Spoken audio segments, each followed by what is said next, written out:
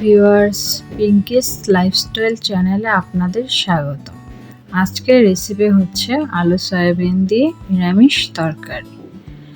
প্রথমে জল দিয়ে সয়াবিনটাকে ভালো করে সেদ্ধ করে নেবেন। সেদ্ধ করে ভালো করে ধুয়ে নিয়ে নেবেন। তারপর একটি ব্লেন্ডারে কিছুটা জিরে, একটু টমেটো আর 4-5টা লঙ্কা একসাথে নিয়ে ব্লেন্ড করে নিয়ে নেবেন। ব্লেন্ড করার পর এই মশলাতে আরও কিছু অ্যাড করবেন। 2 চামচ হলুদের গুঁড়ো, 2 চামচ মরিচ গুঁড়ো, 1 চামচ লবণ। এগুলো দিয়ে একসাথে ভালো করে মিশিয়ে নেবেন। মিশিয়ে এক সাইডে রেখে দেবেন, তাতে রান্নার অনেকটা সুবিধে হয়।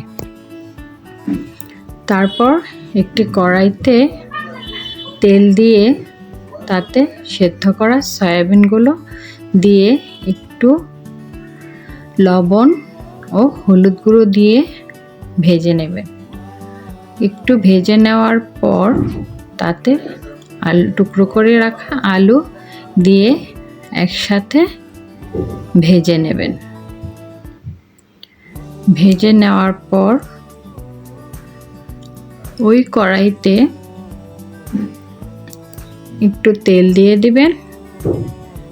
তেল দেওয়ার পর তাতে আস্ত জিরে, 2টো তেজপাতা ও এলাচ ও দারচিনি দিয়ে একটু ভেজে নেবেন। ভেজে নেওয়ার পর তাতে মেশানো ওই মশলাটা দিয়ে দিবেন।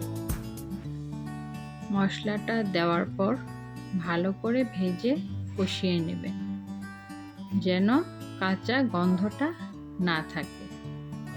ভালো করে ভেজে নেওয়ার পর তাতে ওই সয়াবিন ও আলুটা ভেজে রেখেছেন ওটা দিয়ে দিবেন।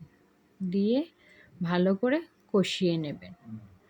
কষিয়ে নেওয়ার পর আস্তে আস্তে নাড়াতে তারপর একটু ঝোল দিয়ে দেবেন। একটু জল দিয়ে ঝোল দেওয়ার পর রেখে দেবেন। তাতে ঝোল দিয়ে তারপর 2টো কাঁচা লঙ্কা আর গরম মশলা দিয়ে ভালো করে রেখে দেবেন। বলক ওঠা পর্যন্ত অপেক্ষা করবেন। বলক ওঠার পর দেখবেন ঝোলটা যখন গাঢ় হয়ে গেছে তখন ঝোলটা নামিয়ে নেবেন।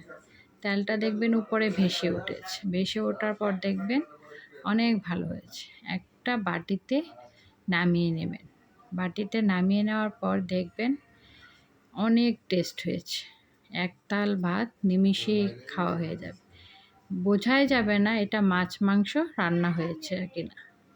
ভালো থাকবেন ভিউয়ার্স। Thank you.